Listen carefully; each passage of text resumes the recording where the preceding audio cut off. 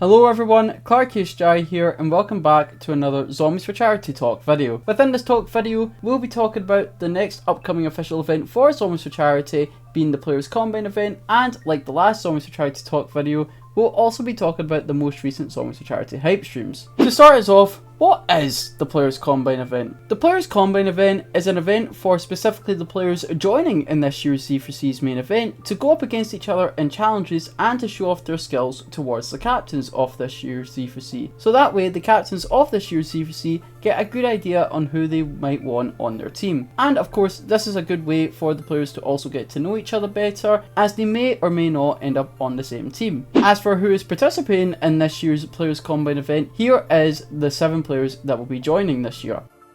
And as you saw in that little graphic there of the players joining the Players Combine event, our last player reveal will be at the start of the stream, as the mystery player will be joining the Players Combine event also. For the host of Zombies for Charity, they will be revealed tomorrow on our Twitter on Monday. Now, to answer a question in regards to why we are doing Black Ops 2 zombies for the Players Combine event this year, despite Black Ops 2 zombies and Black Ops 7 zombies being very different from each other, it's because Black Ops 2 zombies is one of those games that we probably will never do again for a main event or a team-based event for Zombies for Charity, mostly due to the fact that as much as Plutonium is great to play, as you've got a lot more stuff to do in regards to lobbies, mods and all that stuff, and it is a great way to keep you safe when playing Black Ops 2 zombies, to keep you getting prevented from getting booted offline or getting hacked. The problem with Black Ops 2 Plutonium is joining a friend's game is quite difficult, as this was an issue we experienced 3 years ago with the Zombies for Charity the 7C's main event. And myself and the Z4C team did think if there was a time to include Black Ops 2 zombies again, this would probably be the best time to do it,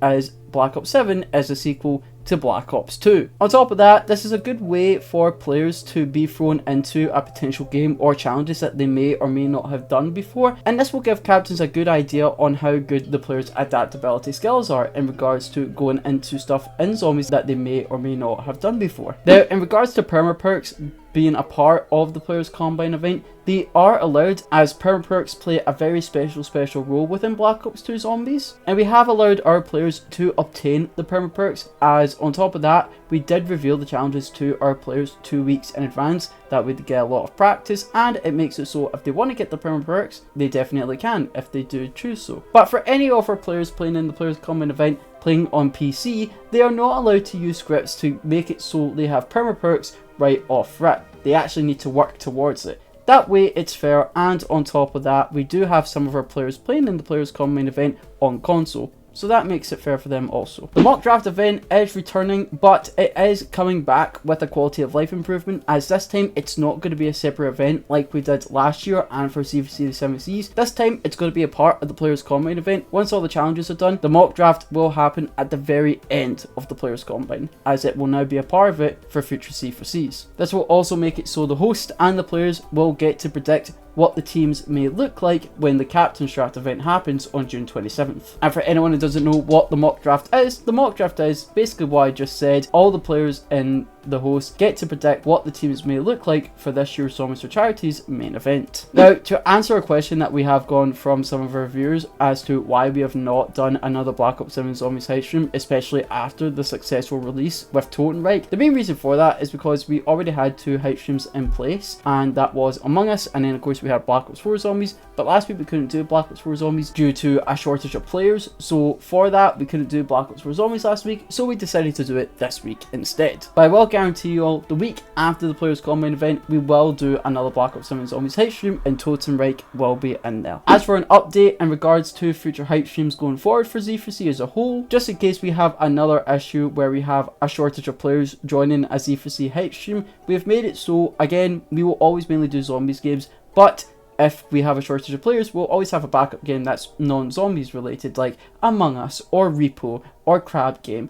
And the only time that this doesn't happen is if one of those types of games are already the set in stone main game for that said hype stream. Now, we do have 2 goofy questions from Perka and Tinhorn for the Z4C Talk video today, so I thought I would include them because they're quite funny. We got one from Perka, and Perka says, "Can At Too Bad for Xbox be voted out first if you all do Among Us again for the hype streams? It's tradition." I mean, sure, why not, but let's hope that Xbox doesn't avoid why do they do it on Among Us stream? Simply because of that, so be aware, Xbox. We got one from Tinhorn, and Tinhorn says, petition to do a Steal the Brainrot hype stream.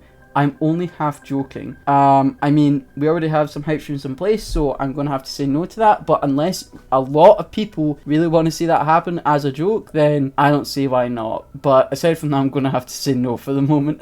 But aside from that, I want to thank you all so much for the support you guys have shown Zombies for Charity so far, as we have raised $502 for the community organised relief effort so far. And on top of that, this year's going by way too quick, so before we know it, we'll be at Zombies for Charity's main event with Black Ops 7 Zombies and the Capture Shaft being next month, and we'll be at our new event with Nicole of Cringe for the Zombies Community Awards very soon before you know it. But other than that, that is the end of the Zombies for Charity Talk video. I know this is a bit more of a shorter one, but this is just to give you all an update in regards to some of the stuff we have done for the Players Combine and all that stuff. Anyways guys, thank you all so much for watching. I hope you all have a fantastic rest of your day, and we will see you all for the Players Combine event on May 30th at 1 PM Eastern, and goodbye!